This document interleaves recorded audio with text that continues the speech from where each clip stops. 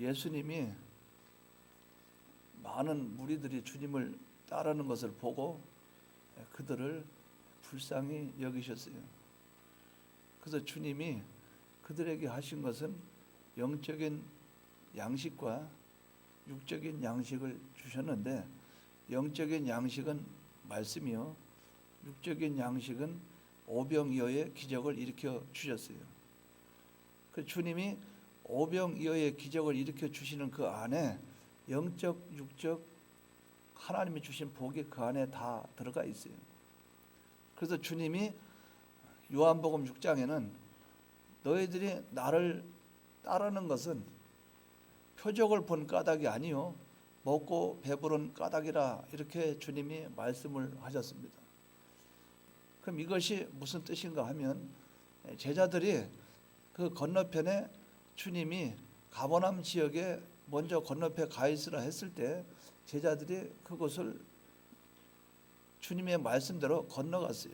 중간에 고난과 환란이 있었죠. 건너가서 그 너머로 주님과 제자들이 환란 중에 주님이 배 위에 올라오셔서 아무 어려움 없이 이제 고난을 겪던 제자들에게 평안하라, 안심하라, 내니 두려워하지 말라, 배에 올라타시면서 모든 문제가 해결됐어요. 그래서 배 건너편 가버나움 지역으로 가니까 많은 사람들이 주님과 제자들이 안 보인다 그 말이죠. 그래서 부랴부랴 쫓아왔다 그 말이에요. 거기까지 쫓아왔어요. 주님을 찾아왔다는 거죠. 그래서 주님이 말씀을 그들에게 증거하려고 하니까 그때는 이들이 하나둘 다 떠나가 버렸어요. 그러니까 주님이 하시는 말씀이 너희도 가려느냐, 즉 영적인 것을 무시하고 육적인 것을 그들은 바라고 주님을 따라왔다는 거죠. 그래서 그들은 오병이어의 기적을 일으키고 나니까 그들은 예수를 임금 삼으려고 했다. 그 말은 세상 임금을 삼으려고 한 거예요. 자기들 먹고 마시고 사는 인생에 있어서 육신적인 땅의 행복을 추구하는데 예수님만한 분이 없다. 과거에 그들이 메시아를 기다리고 사모하고 많은 사람들이 선지자가 외친 대로 메시아는 하나님의 아들이고 우리의 왕이라 그들이 기다려왔지만 결국 그들이 원하고 기다렸던 메시아는 세상적인 임금이었다 그 말이죠. 주님은 이것을 기뻐하지 않고 주님은 그들을 피해서 떠나서 산으로 가신 거예요. 우리가 이런 것을 볼 때 그럼 제자들은 안 그렇지 않느냐? 그렇지 않아요. 제자들도 사도행전 1장에 보면 그들이 10절 이후에 쭉 보면 나와 있죠. 성령의 권능, 오직 성령이 너희에게 임하면 권능을 받고 예루살렘과 유대와 사마리아 땅까지 이르러 내 증인 되리라, 그렇게 말씀을 했어요. 그러고 나서 주님이 하늘나라 하나님 품으로 승천하니까 제자들이 그걸 쳐다보고 있었다 그 말이죠. 그러니까 천사가 하는 말이 뭐라고 그래요? 왜 하늘을 쳐다보느냐 바라보느냐. 이 하늘로 올라가신 그대로 주님이 다시 오실 것이라. 근데 그들이 주님에게 하실 때 어떤 말을 했어요? 이스라엘에 회복할 때가 이때니다. 이스라엘에 회복할 때가 이때니까 몇 날이 못되어 너희가 성령을 받는다고 말했을 때 그들은 뭐라고 말했어요? 제자들은 이스라엘이 회복될 때가 이때니까. 즉 그들은 아직도 머릿속에 그들이 생각하고 있는 것은 세상 정권 로마에서 해방되고 자기들이 거기서 해방돼서 행복한 삶을 추구하는 그때가 언제입니까 하는 또 땅의 세상적인 그것을 그들은 원하고 기뻐했다 그 말이죠. 그럴 때 주님이 그걸 말씀을 한 거예요. 성령이 너에게 임하면. 그래서 그 제자들도 주님이 부활하고 승천할 때까지 또 그 뒤에 오순절 성령 강림 임하기 전까지 그들은 온전한 믿음의 신앙은 아니었다는 것을 우리는 알 수 있어요. 그때 순간순간 그들이 주님 앞에 믿음으로 나가는 것처럼 보이나 실상은 그렇지가 않은 것이 많이 있다 하는 것을 우리가 발견할 수 있다는 거죠. 그럼 이 본문을 통해서 우리는 영적인 시각으로 바라봐야 됩니다. 주님은 이거 잘 생각해 보세요. 오병이어의 기적을 일으킬 때 그들에게 먹을 것이 있었어요? 없었어요? 그 이스라엘 백성들에게 먹을 것이 있었어요? 없었어요? 먹을 것이 없었죠. 어린아이의 오병이어 말고는 먹을 게 없었어요. 근데 그때 주님은 그들에게 기적을 일으켜서 먹을 것을 줬어요. 5천 명이 먹고 12광주리가 남았다 그 말이죠. 이적과 표적을 주님이 행해 보여주셨다 그 말이죠. 이건 영적인 문제입니까? 육적인 문제입니까? 이적과 표적을 행하는 것은 영적인 능력이에요? 육적인 능력이에요? 영적인 능력이죠. 근데 주님은 거기에서 중요한 것을 보여주셨어요. 주님은 하나님께 축사하시고 제자들에게 어떻게 합니까? 50명씩 앉게 하라. 그리고 떡을 떼어서 주니까 제자들이 그걸 받아서 나눠주기 시작했죠. 즉 그것은 무엇을 말하는가? 제자들이 예수님의 하시는 모든 일에 수종 들고 순종하니까 그대로 이루어지더라는 거예요. 자기들이 주님이 떡을 떼줄 때 떡을 받아서 옮겨주고 하니까 떡이 어디서 나오는지 모르지만 자꾸 먹고도 12광주리가 남았어요. 그들은 거기서 제자들은 뭘 발견했는가? 이분의 능력은 완전하신 하나님의 아들의 능력인 것을 그들은 알고 있었다 그 말이죠. 그러면서 주님이 말씀하신 그 말씀에 순종만 하면 우리는 어떤 어려운 문제도 어떠한 것도 주님 말씀 순종하는 거기에는 탄탄대로요. 여기에는 기적의 현장이요. 여기에는 주님이 책임지는 이적과 기적의 그 역사가 반드시 있다는 것을 그들은 경험하고 체험했다는 거예요. 그러니까 그들의 마음속에는 예수님을 내 전부로 삼자. 주님을 내 속에 모시자. 주님만이 나의 전부라. 그들은 주님을 계속 따라다녔지만은 이런 현상을 하나하나 보면서 더 크게 깨달은 거예요. 주님을 붙잡고 주님 모시고 주님에게 소망을 두고 사는 이것밖에 없다는 거죠. 그렇기 때문에 우리가 할 일은 주님의 말씀에 순종하는 것밖에 없다는 거죠. 이것이 제자들이 그 건너편 베세다 지역, 가버나움 지역으로 배 타고 출발하기 전에 제자들의 신앙의 상태가 그 상태였다 그 말이에요. 우리가 이것을 잘 인식을 해야 여기서 무엇을 우리에게 주님이 요구하시는가 하는 것을 발견할 수가 있어요. 근데 주님은 요한복음 6장에 보면 나머지 제자들 말고 다른 사람들은 막 와서 주님을 임금 삼으려고 하니까 주님이 피해서 갔다고 그랬죠. 갔다고 그랬어요. 그럼 왜 그것을 굳이 성경에 기록해 놓았을까? 주님은 세상 왕으로 오신 게 아니라는 거예요. 또 인생들은 주님을 세상 왕으로, 세상 임금으로 섬기려는 그런 마음이 인생들에겐 있다는 거예요. 예수 믿는 사람의 대부분은 땅에서의 행복과 자기 기쁨을 추구하는 이것을 위해서 예수를 믿는 것이 많지 영적인 그 부분이 많은 것이 아니라는 거예요. 그러니까 이것을 요한복음 6장에 주님은 그걸 딱 집어서 말을 한 거예요. 썩을 양식을 위해서 일하지 말고 썩지 아니할 양식을 위해서 하라.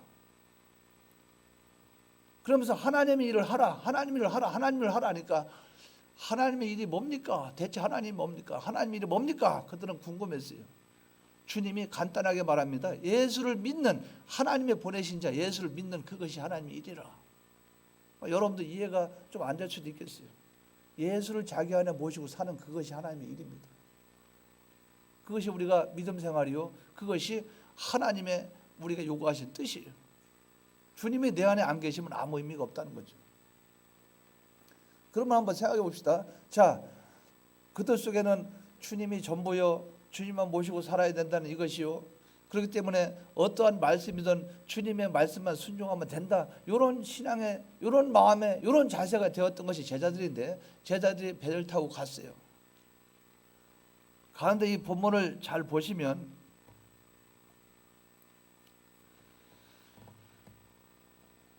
23절에 무리를 보내신 후에 기도하러 따로 산에 올라가시니라. 주님은 산에 올라가셨죠. 산에 올라가셨지만 육신적인 주님은 산에 올라가셨지만 주님이 명령한 말씀은 그들 속에 있어요. 그런데 24절 가만히 보십시오. 배가 이미 육지에서 술이나 떠나서 바람이 거스름으로 물결로 말미암아 고난을 당하더라. 제가 여기에서 여러분에게 질문을 하겠습니다.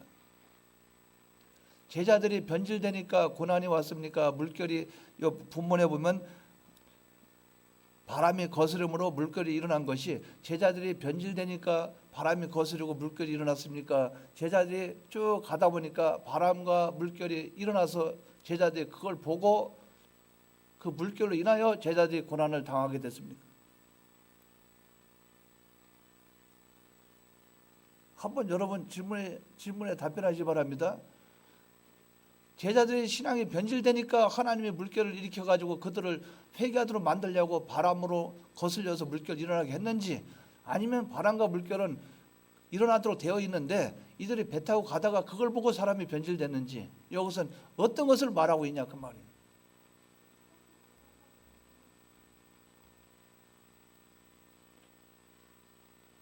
그 로즈마리 참면은 변질되니까 환경이 바뀌더라. 이런 논리고. 자, 다른 분 있습니까? 다른 의견이 갖고 계신 분 있어요? 여기서는 그렇다는 말씀이 전제 조건이 하나도 없어요. 그들이 갔어요. 가는데 자연적인 현상으로 바람이 불고 물결이 일어났다 그 말이에요. 그러니까 우리 성경을 잘 보셔야 됩니다.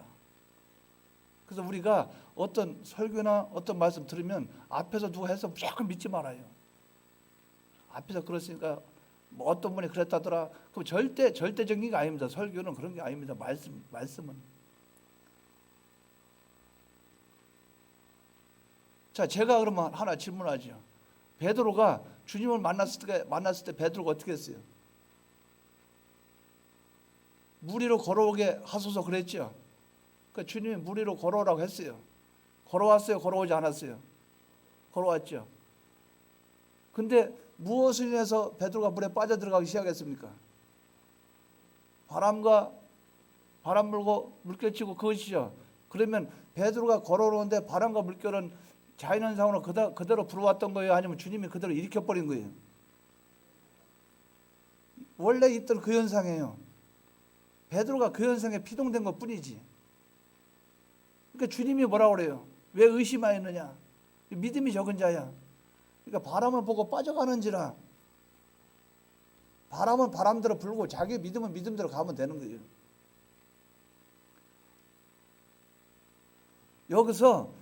여기서 강조하는 건 뭘 강조하느냐? 신앙이 물결로 인해서 바람이 거슬리기 전에 신앙이 변질된 건 사실이에요. 사실인데 변질됐기 때문에 그런 물결이 일어나고 바람이 불고 그랬다는 게 아니라 그 말이죠. 변질됐기 때문에 이런 현실을 만났는데 그렇게 대처할 수밖에 없는 사람이 됐다 그 말이에요.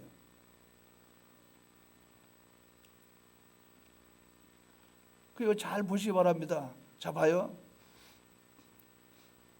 배가 24절에 배가 이미 육지에서 술이나 떠나서 바람이 거스름으로 물결로 말미암아 고난을 당하더라. 물결로 말미암아, 여기서는 주님이 이 성경을 통해서 우리에게 이걸 말하는 거예요. 물결이 불었는데 물결이 쳤는데 그것을 인해서 갑자기 사람이 현실이 더 크게 여겨지니까 사람이 바뀌었다 이 얘기예요.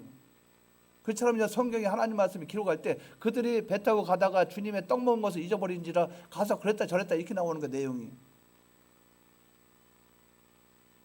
근데 성경에 제가 여러분에게 말씀할 때 전제를 줄 때 이들이 마태복음이나 마가복음이나 요한복음에 떡 먹는 것을 잊어버렸더라. 그래서 환난 당했다. 그런 성경 구절이 있냐 그 말이에요. 근데 우리는 왜 그걸 함부로 해석을 하냐 그 말이에요. 이 뒤의 내용을 봤을 때 이들의 신앙이 그대로 유지되지 않았을 것이다 하는 것을 우리가 알 수 있어요. 왜? 그 현실만 나니까 그들 한 행동을 봐서는. 그럼 여기서 말하는 핵심은 뭐냐면 말하는 것은 물결로 인해서 바람이 거슬러서 물결이 일어나는데 그때 제자들의 신앙 상태가 어떠냐 그죠? 그런 상황을 만난 제자들은 어떠냐 그 말이죠. 그 안에 모신 말씀을 놓치지 않았더라. 하나님만 바라봤더라. 예수만 부르짖었더라. 그러니 주님이 물 위로 걸어오던 주님이 보시니까 그들이 주여, 주님이 오신 걸 알아봤더라. 주님이 배에 올라오니까 모든 게 끝났더라. 이러면 우리가 야, 믿음이 대단하다 이렇게 느낄 수 있어요. 그러나 그들이 그 바람과 물결에 의해서 벌써 그들의 신앙은 변질되어 있다는 것을 우리는 발견하게 된다는 거죠.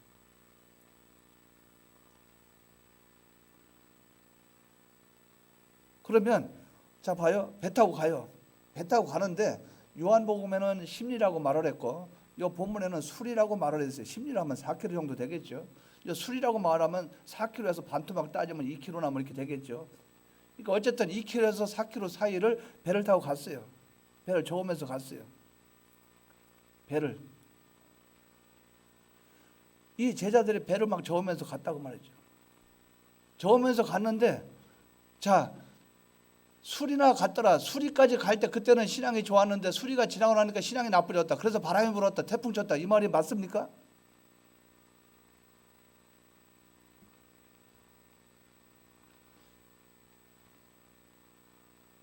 저는 그렇게 이해는 안 돼요. 바람이 불어 물결을 쳤을 때 그들이 반응하는 반응을 보니까 이들이 변질됐다는 것을 우리가 알 수 있다 그 말이죠. 뭡니까? 우리가 오병이어의 기적을 일으키고 하나님의 은혜를 받았어요. 다른 말로 하면 예수 믿고 구원 얻어서 중생되고 거듭났어요. 그러니까 주님이 나에게 명령을 하십니다. 이 바다라는 우리 현실을 지나서 건너편 가버나움이라는 영적으로 천국을 향해서 가라. 주님 말씀대로 출발했어요. 출발해서 가는 동안에 우리의 인생에는 이런 일 저런 일 수많은 일들이 우리에게 있어요. 바다를 지나가다 보면 언제나 순탄한 것은 아니에요. 가다 보면 어려운 일도 있고 힘든 일도 있고 고난도 있고 여러 가지 역경도 있고 많아요. 근데 배를 젓고 가는데 우리가 처음에 예수 믿든지 초보 신앙으로 가다 보면 나중에 자꾸 변질되죠. 그러고 나서 나중에 신앙이 하나님 앞에 어두워질 때가 많지요. 처음에는 야 주님만 붙잡고 나가면 되겠구나. 이분이 전부구나. 예수 한 분밖에 없어. 그러죠. 그렇게 나가다가 여러분들 지금은 예수밖에 없어 말은 하지만 몸은 자꾸 딴 데 가잖아요. 그만큼 우리는 그때 처음에 첫사랑 때와는 차이가 있다는 거죠. 근데 그것이 왜 그런가? 왜 이런 고난 현실이 나타나는데 그들이 왜 이런 고난을 당하게 됐는가? 고난 당하고 나서 그들의 상태를 한번 살펴보니까 한마디로 말해서 이 고난이 계속 되어지고 고난이 중단되어지지 않고 계속 되어진 이것을 가만히 보니까 그들이 어떤 상태가 되느냐? 물결이 일고 바람이 불고 물결이 일니까 그들이 그 바람을 상대할 때 물결을 상대할 때 그들은 어떻게 하느냐? 영적인 눈으로 안 보고 육적인 눈으로 보더라. 뭡니까? 그 안에 내재에는 하나님 뜻을 발견하지 못하고 껍데기만 바라보더라. 환경이 더 크게 보여지더라. 그 현실이 더 크게 느껴지더라. 이거예요. 과연 우리가 하나님 앞에 믿음 생활할 때 여러분들 그 현실을 더 크게 봅니까? 그 안에 내면적인 그 주님의 뜻을 더 크게 봅니까? 주님의 뜻을 거의 찾지는 않을 거예요. 안절부절하고 당황할 겁니다. 그 현실을 만나게 되면. 그러니까 영적인 눈으로 안 보고 육적인 눈으로 보는 거예요. 바람을 보는 거예요. 바람을 일으킨 그분이 누구인가? 이 바람을 주권하신 분이 누구인가? 그러니까 이들이 나중에 주님이 배에 타서 바람이 잔잔해지니까 그걸 깨달은 거예요. 아, 예수께 절하면서 이르되 진실로 하나님의 아들이로소이다. 뭡니까? 하나님을 믿으면 주님을 믿으면은 부족함이 없다고 주님 말씀만 순종하면 된다고 하지만 이분이 절대 주권하고 있다는 이것까지는 믿지 않았던 것 같아. 내가 가만히 보면 바람도 주님이 배에 올라타니까 이것도 막 잠잠해지는 거 봅니다. 정말 그렇습니다. 뭡니까? 고난 중에도 주님 붙잡고 고난 중에도 주님이 내 안에 모시고 고난 중에도 내 현실 가운데서 내 가정에 들어오고 내 마음에 주님을 모시면 이 문제는 모든 문제는 해결된다 하는 고민이 있어야 되는데 현실을 더 크게 보는 그것이 그들에게 있었다는 거예요. 그러니까 어떻게 돼요? 그 현실을 만나고 신앙이 그 현실이 더 두려우니까 어떻게 돼요? 나를 유익되게 하는 주님이 나를 해하는 주님으로 보인다 그 말이에요. 주님이 걸어오시고 계신데 그 현실 가운데 주님이 지금 오고 계신데 유종으로 보인다 그 말이에요. 마태복음 25장에는 10처녀가 신랑을 기다리고 있으니까 신랑이 분명히 온다는 건 알고 있는데 여기는 오는 신랑이 유령으로 보인다 그 말이에요. 예수님이 그 현실 가운데 그들을 구원하러 오셨는데 예수님이 걸어오시니까 유령으로 보였다 그 말이죠. 사람이 변질되면 주님이 똑바로 안 보여요. 나를 해하는 유령으로 보인다 그 말이에요. 나를 유익되게 하실 주님이 나를 해하는 주님으로 보인다는 거예요. 우리가 과연 이런 생활이 우리에게 없던가? 우리가 그런 입장에 서였던 나라는 것을 우리가 발견할 수 있다는 거죠. 여러분, 과연 주님이 여러분과 함께하면 유익이 됩니까? 해가 됩니까? 유익이 됩니까? 해가 됩니까? 여러분 어려움과 그런 속에서 주님이 여러분 속에 걸어오고 있는데 여러분 그런 일도 많이 있죠. 주님은 저기서 걸어오시고 계시오. 내 문제를 해결해 주러 오고 있어요. 걸어오고 계시오. 그래서 내가 보니까 주님이 유령으로 보여. 그러니까 주님에게 내가 구하고 주님으로 인해서 모든 문제 해결해야 되는데 어떻게 합니까? 전화기 들어 수화기 듭니다. 아버님, 아니면 또 아는 사람한테 누구, 또 아니면 유력한 사람한테 전화 그래요. 뭡니까? 주님이 해결할 수 없다고 믿고 있기 때문에 현실이 닥치니까 그게 안 보이는 거예요. 그러면서 앉아서 밤새껏 고민하는 게 주님께 기도하고 그게 아니라 꾀를 씁니다. 머릿속에 밤새껏 머리 대굴대굴 굴리면서 이럴까 저럴까 이러고 그래서 잠 못 자는 거예요. 밤새껏 그거 하고 있는 거예요. 이럴 때는 이렇게 할까 저럴 때 저렇게 할까 이래가지고 뭔가 특별한 아이디어가 딱 떠오르면 주님이 깨닫게 해줬다고, 주님이 나한테 감동을 줬다고 그렇게 또 해석을 한다고 말이에요. 수많은 방법 중에 막 제가 여러분에게 질문합니다. 밤새껏 고생하고 밤새껏 머리를 쥐어짜고 하니까 나중에 결론이 어떤 결론입니까? 예? 귀가 좀 다섯 집 짓죠. 저녁에 잠자기 전에 잠깐 퍼뜩 떠오르는 그 생각 밤새껏 하면 내나 그 생각 결론이 글로 와요. 여러분들 옷집에 가서 옷이 처음에 마음에 들죠? 아유 딴 데 한번 둘러보고 올게. 밤낮 둘러봐도 내나 그 집 가서 그 옷 삽니다. 처음에 딱 봤던 거. 저는 뭐 밤을 안 세워본 줄 알아요. 밤을 매 세워봐도 아침에 일어나면서 저녁에 고민하기 전에 요거는 아니다. 요건 하나님이 안 기뻐한다. 하지 말자. 딱 고개 내가 밤새껏 고민하다 보면 내나 그거예요. 빙빙 돌다가 에휴 또 밤새껏 손해봤다. 시간. 잠이나 푹 잤으면 아무것도 아닌데. 이게 인생이 이렇게 미련하다 그 말이에요. 사람도 심리가 그래요. 사람이 가다가 어떤 골목 지나서 가다가 똥을 밟았어요. 똥을 밟으니까 나와가지고 딴 사람한테 저쪽에 똥이 있어요. 가지 조심해요. 똥 밟아 절로 가지 말아요. 기어코 가서 똥 확인하고 와서 똥 있네. 이게 인생이라는. 가만히 보면 어떻게 고집이 센지. 딴 사람이 저희 골목 가면 똥 있어요. 똥 밟으면 얼마나 그런 줄 알아요. 그러면 그걸로 안 가야 될 거 아니에요. 그래요? 이러면서 계속 그걸로 갑니다. 똥 있나 없나 확인해 보려고. 왜? 내가 눈으로 보고 내가 느끼고 그래야 된다는 거예요. 우리가 신앙이 그렇다고 말이에요. 어떻게 남의 말 안 듣는지. 그러니까 옳은 것은 틀리게 보이고 틀린 것은 옳게 보이고. 그러니까 왜 그래요? 어두워졌기 때문에 그렇다고 말이에요. 그러니까 그 사람들이 어떻게 변화되겠어요? 견해가 바뀌어졌는데, 그 눈으로 보는 견해가 바뀌어졌는데, 그러면 견해가 바뀌어졌기 때문에 주님이 유령으로 보이니까 주님 뜻대로 하겠어요? 내 뜻대로 하겠어요? 내 뜻대로 하죠. 그러니까 자기의 경험과 체험을 중시 여긴다 그 말이죠. 자기 지식을 앞세우고 이런 때 이렇게 해야 돼, 저런 때 저렇게 해야 돼.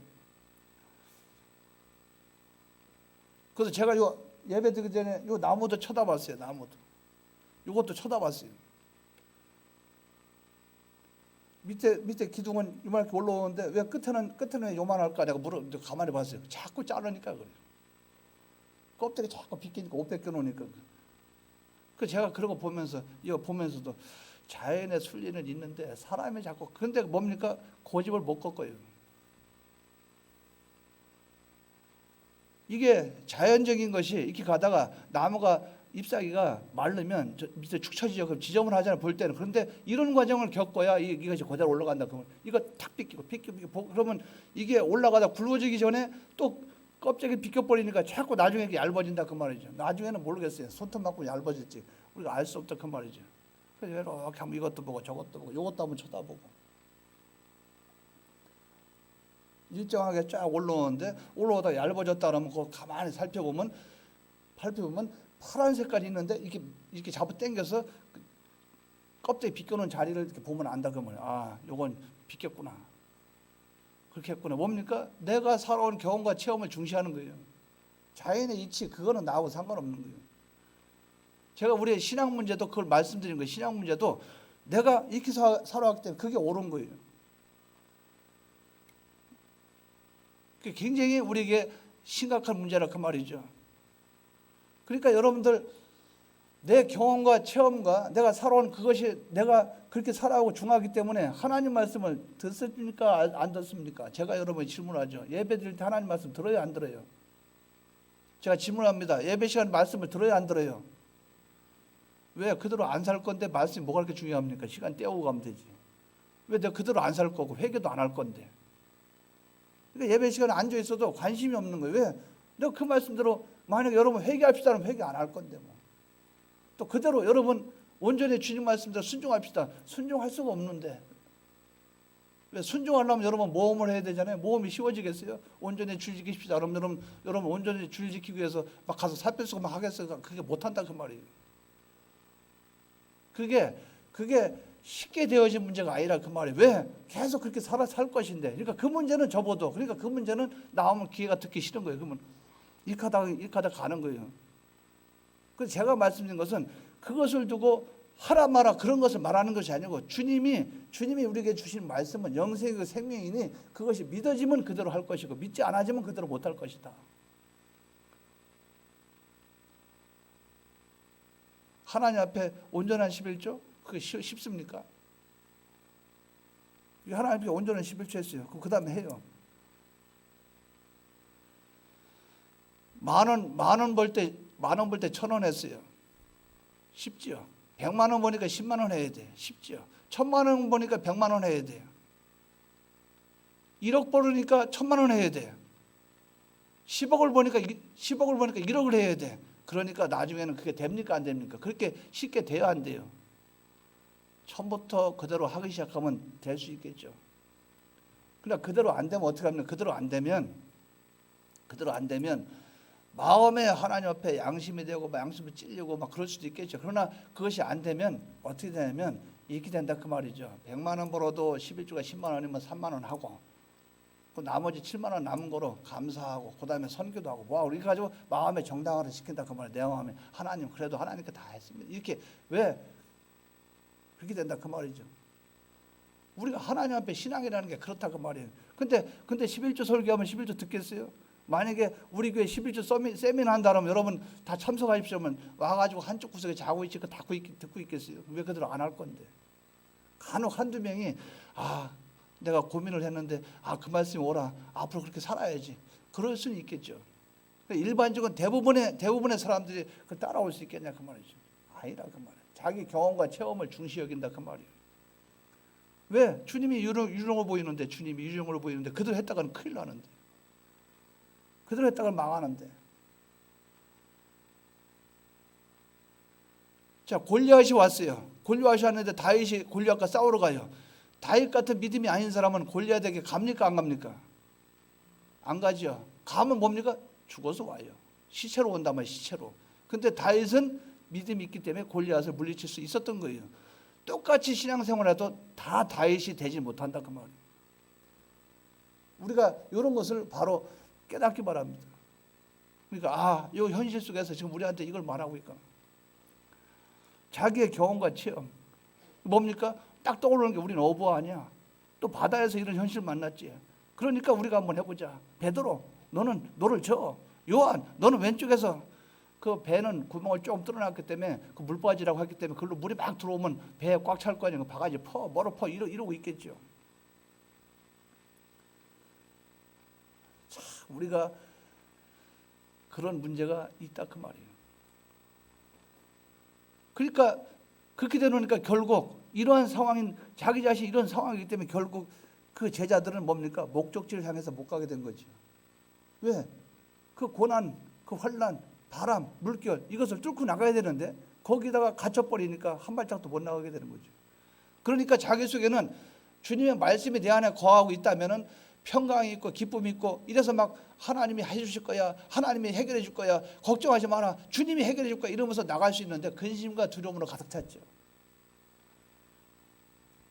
그러니까 그 상황 속에서 자기의 경험과 체험, 지금까지 살아온 지식 이것 가지고 다 동원해서 일을 해보려니까 결국 헛수고예요, 헛수. 그러니까 솔로몬이 헛되도다. 사람이 해 아래서 수고하는 수고가 자기에게 무엇이 유익한 거 뭡니까?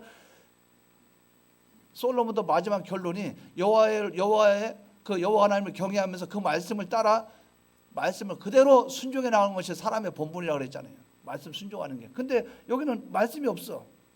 말씀이 없는 인생은 헛수고라 그 말이에요. 하나님 말씀대로 되어지 않는 인생은 헛수고라 그 말이에요.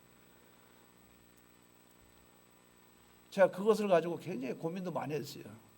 나도 자녀도 키우고 다 키우잖아요. 근데 가만히 보니까 우리 자녀도 보면 이런 문제는 다른 사람 애들보다 말썽 피우고 이런 게 많이 있잖아요. 가만히 보니까 기가 차. 나중에 조금 위로를 받은 게 뭘 위로를 받았느냐?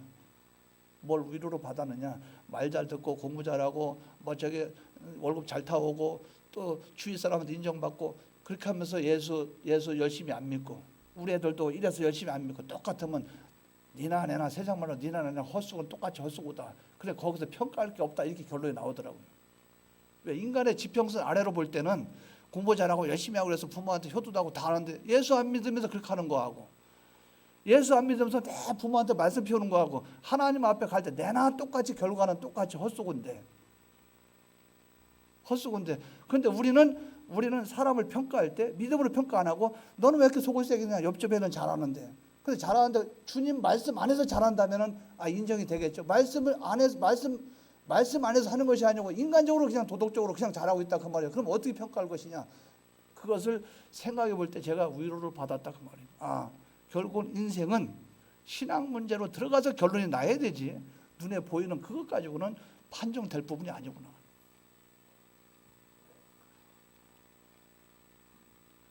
참 이게 그만큼 중요한 거예요.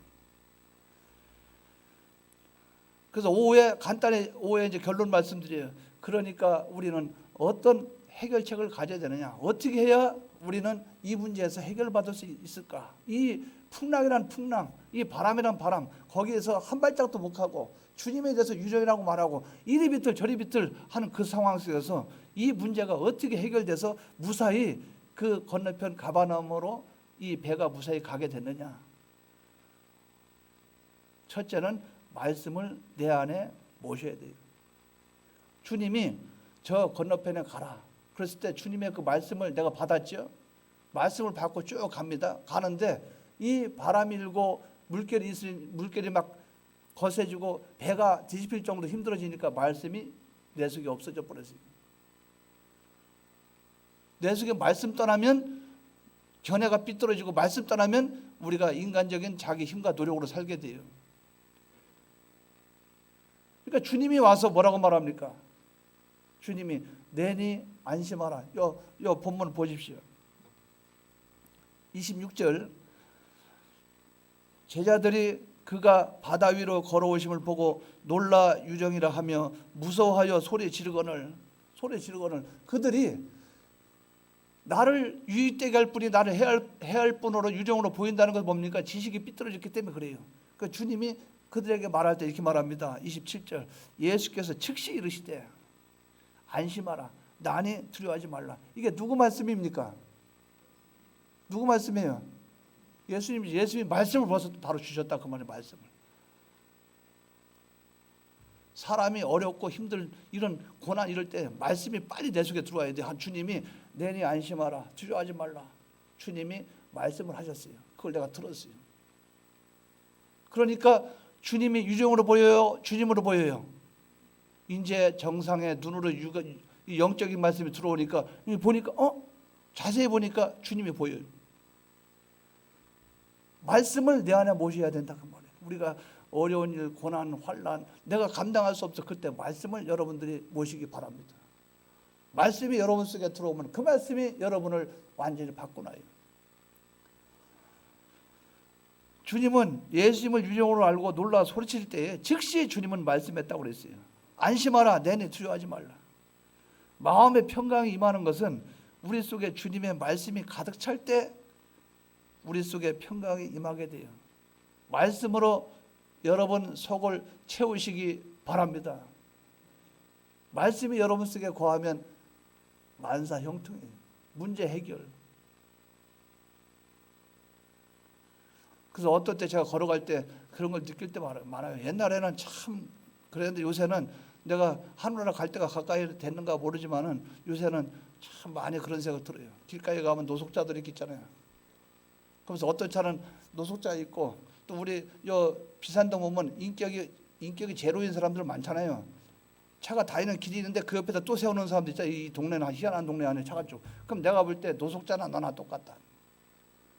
차 타고 배를 내놓고 뭐 슈퍼 가서 탁탁 카드 긁고 나가서 밥 사 먹을 때 탁탁 긁고 해도 너는 노숙자나 너나 똑같다. 우리가 사람이 볼 때는 아 저거 BMW 아냐? 아 저거 외제차 아냐? 롤스로이스 아냐? 그렇게 막 저 벤츠 아냐? 그렇게 벤츠 타고 다니는 너나 저 다리 밑에서 얻어먹고 밥 얻어먹고 깡통 차고 있는 너나 예수 떠난 인생은 똑같다. 잘난 척 할 게 없다 그 말이에요. 요새는 그게 보이더라 그 말이에요. 그러니까 여기 보면은 부러워할 것도 없어요. 전혀 부러워하지 않습니다.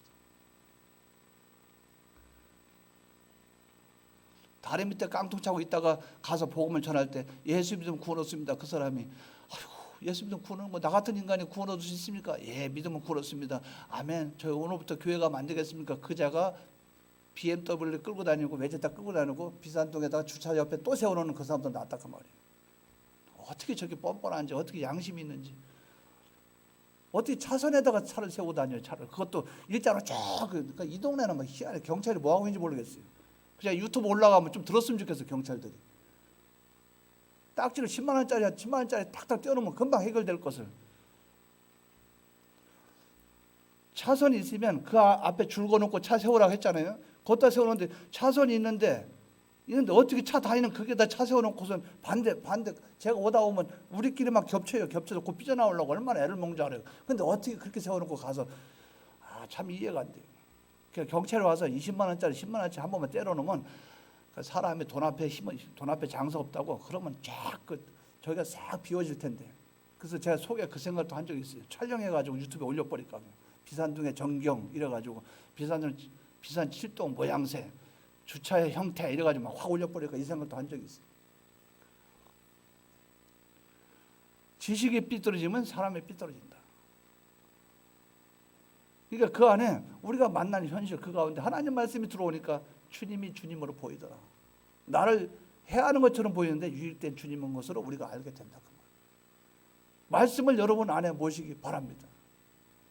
두 번째는 주님의 명령에만 순종해야 돼요. 베드로가 말합니다.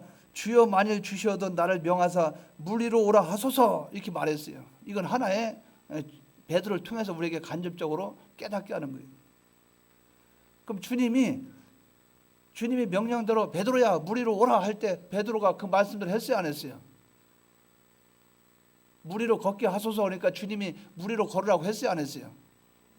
그러니까 베드로가 했어요 안 했어요? 주님이 말씀한 거기에 순종하니까 물 위를 걷게 된다 그 말. 이게 말씀의 능력입니다. 주님의 말씀에 순종하면 안 될 것 같은데 돼요. 여기 형장로님이 계셔요. 형장로님 계셔요. 계시니까 아주 솔직하게 우리 한번 얘기해 보자 그 말이죠. 형장로님 제가 말씀드리면 솔직하게 답변해 주십시오. 우리 임시로 모인 총회가 있었죠. 그때 제가 나가서 발언한 적 있죠. 이거 뒤에 가면 분명히 이건 안 될 일이고 하나님이 안 기뻐한다. 여러분들 아직 모르겠지만 나중에 여러분들 깨닫게 된다. 지금 강제로 이 문제를 하려고 하는데 이거 뒤에 하나님이 안 기뻐한 게 드러날 것이고 여러분들 하는 그 일이 안 이루어집니다. 하나님이 안 기뻐합니다. 분명히 제가 말을 했습니까 안 했습니까? 지금 그대로 돼가지고 계속 안 이루어지니까 계속 모이자고 그러죠. 근데 그분들 중에서 전 목사 말한 게 맞아 이렇게 말하는 사람 하나도 없어요.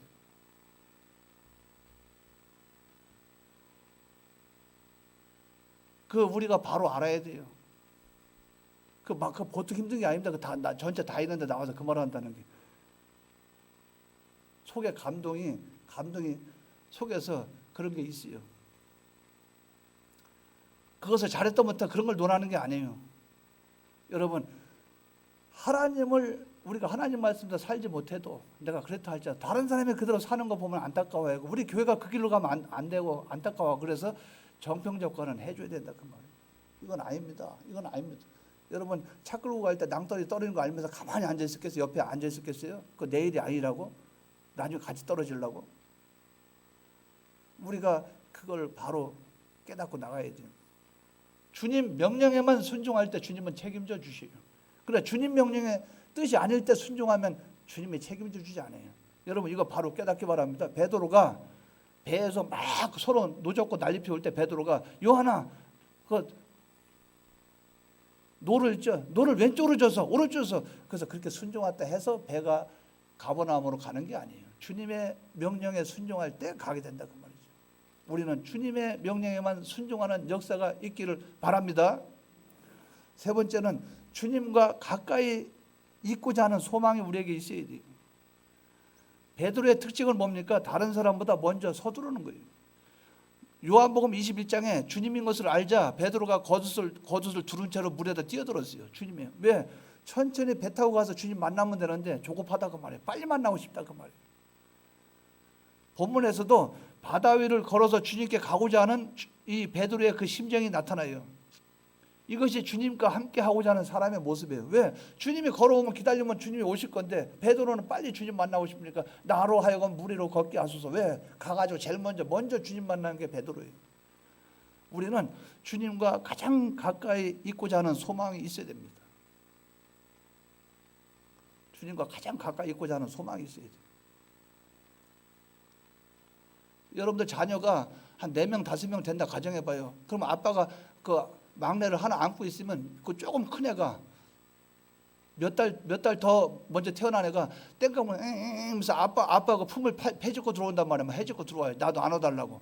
뭡니까? 아빠랑 같이 있고 싶어서. 이게 어린아이 심정이에요. 우리는 주님과 가까이 있기를 원하는 이 마음이 우리에게 있기를 바랍니다. 이 심정이 있어야 돼요. 네 번째는 내 마음, 내 현실에 주님을 모시고 사는 거예요. 배에 주님이 올라오니까 그냥 모든 문제가 해결되는구나. 우리 가정에 주님이 오시면 해결되겠지. 내 마음속에 주님이 오시니까 해결되는구나. 배에 주님이 오르자 어떻게 했어요? 바람이 그쳤어요. 주님을 모시고 사는 것만이 최고의 행복이라 그 말이에요. 주님이 내 현실 가운데 들어오시니 모든 문제는 해결됐어요. 우리 가정에 주님이 들어오시면 행복한 가정이 됩니다. 우리 교회에 주님이 들어오시면 복된 교회가 돼요. 우리 직장에, 우리 사업에 주님이 계시면 복된 사업이 되고 직장이 돼요. 우리 나라에 주님이 계시면 우리 나라는 정말 복된 나라가 될 것이에요. 여러분, 제가 여러분에게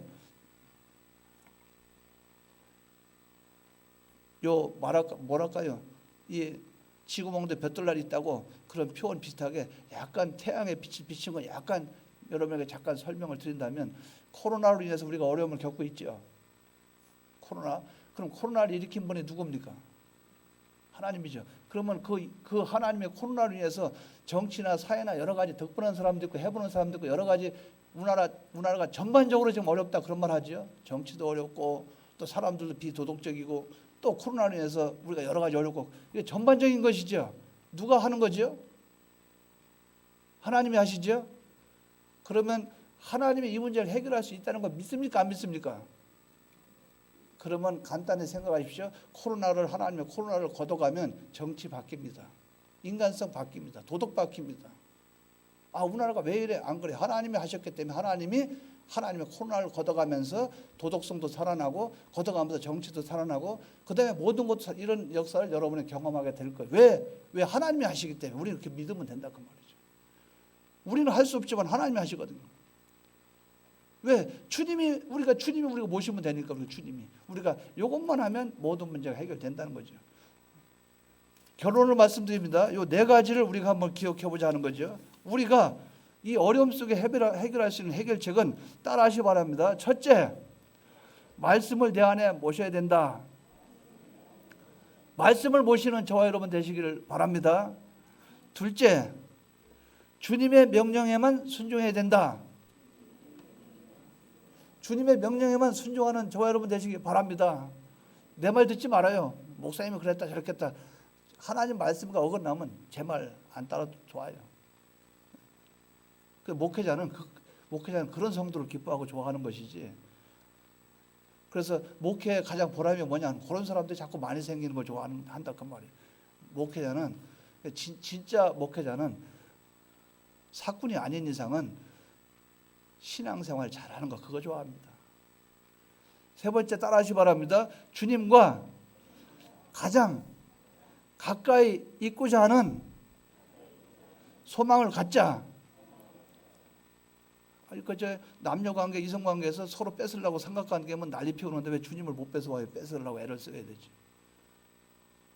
뺏으려고 막. 그런 게 있지. 요새는, 옛날에는 그렇지 않죠. 옛날에는 가서 아가씨 보니까 아름다워 보이는데 제가 좀 마음이 있습니다. 그럼 손가락 이렇게 하면 그냥 가잖아요. 여기 뭐 반찬에서 죄송합니다. 약혼자가 있군요. 애인이 있고 이러잖아요. 저 사귀는 사람이 있어요. 그럼 막 가잖아요. 요새는 그게 어디 있어요? 뺏은 게 임자 아닙니까? 이러죠. 요새는 사귀고 뭐 결혼한 사람도 이혼해가지고 이혼이 가는 마당에, 안 그래요? 여러분, 주님에게 나아가는 데는 뺏으시기 바랍니다. 주님. 그래서 천국은 침노하는 자의 것이에요. 주님은, 신랑은 뺏으십시오. 예수님은. 주님을 가까이 모시기 바랍니다. 마지막으로 내 마음, 내 현실에 누구를 모셔요? 주님을 모시기 바랍니다. 요 네 가지가 여러분에게 있기를 바라고, 우리 비온교회가 주님을 모심으로 말미암아 큰 복이 임하기를 주의 이름으로 축원합니다. 통성으로 기도드리겠습니다.